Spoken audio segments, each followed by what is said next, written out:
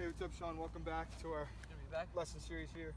Do you remember what we were going over last week with our chipping? Yeah, chipping. We're trying to get more stuff within 7 feet so I can make it because it's a higher percentage of putts. So that worked out a lot better holding the finish. So now we're out here. Hopefully my drive's a little bit better.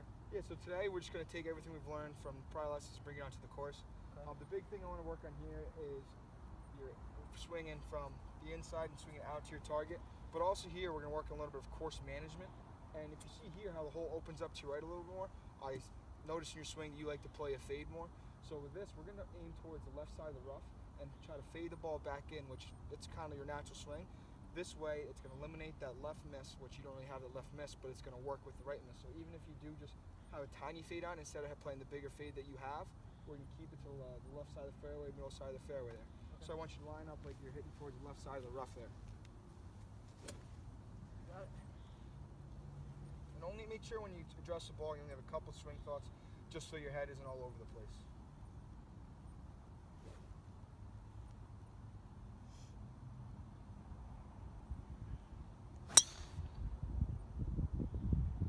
Yeah, there's a little more fade than we like, but see how you aim the left side there? Lie in the middle of the fairway here. You want to shoot it with your rangefinder. See what we're working with right here? Okay.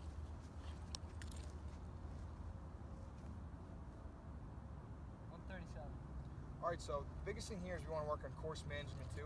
So if you see the hole here, see how it is an elevated green? Depending on how high or low it is, it can change distance from 5 to 10 yards. And that's a big thing that advanced players kind of mess up the time with their yardages, is seeing that. For you, I would always like for you to take a little bit more club so that it's an easier swing for you. It's a little more fluid, so you don't attack as much, because we've seen with you in your lessons, as you attack the ball, you tend to come over the top a little more, and we still want you to come from inside and swing it out to your target more and swing it out to the right. Okay. So what's a normal 135 club you hit from here? Probably like a 9-iron. So I want to have you hit an 8-iron here, just so you can take an easier swing, you're not going after it, and it's going to let you have a more fluid movement of coming under there. Okay. So just fluid swing with the 8-iron. Yes.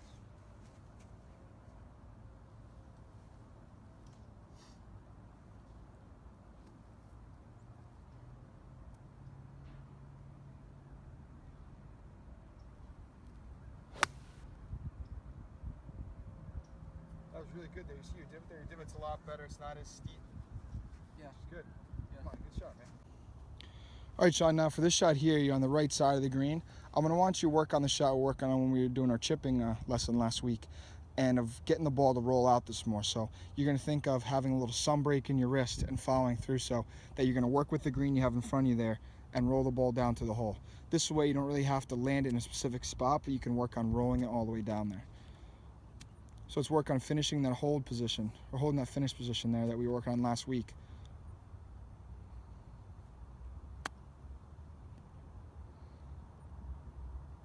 See, that was perfect there. You rolled out just to about a foot, 2 feet. Nice tap in par you have right there.